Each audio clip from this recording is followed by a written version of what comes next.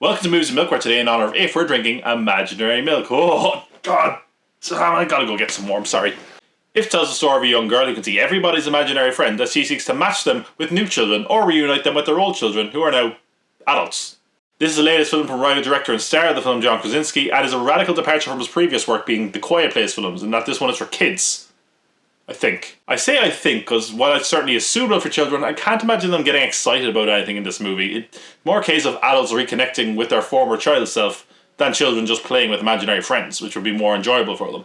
That's not to say the kids won't enjoy the imaginary friends. They're creative and fun in their design, and the visual effects are genuinely pretty decent, even though at least half of the imaginary friends look like mascots designed to sell you fabric softener. The problem is that none of the ifs really feel developed. We spent most of our time with Steve Carell's Blue, and I found him annoying. I wanted to just strangle him like Larry David with Elmo.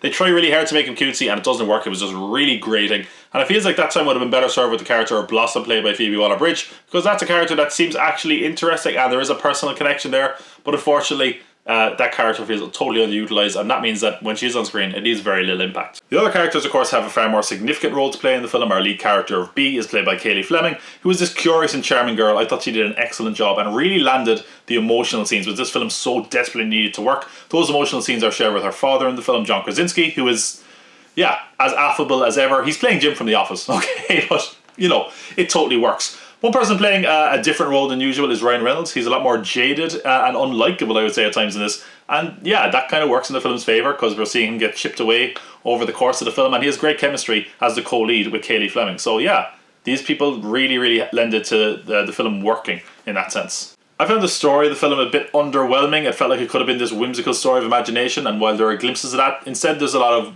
pedestrian scenes that are filled with exposition about how the world works, and it just felt unwarranted and made the film feel plodding.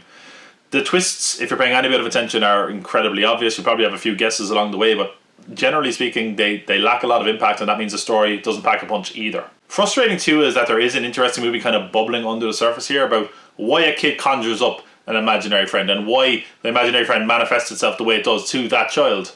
But I guess that's too heavy for a film like this, but for what it's worth, the film does have some weight. At the screening I was at, there were a few people that were left teary-eyed seemingly, and while I will say I didn't get to that level myself, I do think the emotional scenes and the moving moments are definitely why this film doesn't feel entirely disposable. All that said, it's hard not to at least like this film. It's got its heart in the right place, and while I didn't find it funny and thought it was a bit underwhelming, there were things I liked about it. The performances are good, the effects are decent, and there's some emotional moments that actually will work with adults. Now as for kids, they'll enjoy the fuzzy if creatures. After that, it's kind of hard to say. Depends on your child, I suppose. But you know, they could do a lot worse. It's certainly suitable for all ages, and I would say based on that, while your mileage may vary, it's a journey worth taking, and on those merits alone, I would say If has got milk. Oh, there's no milk in here. We have fun around here. Look, there's no milk. I don't even like milk.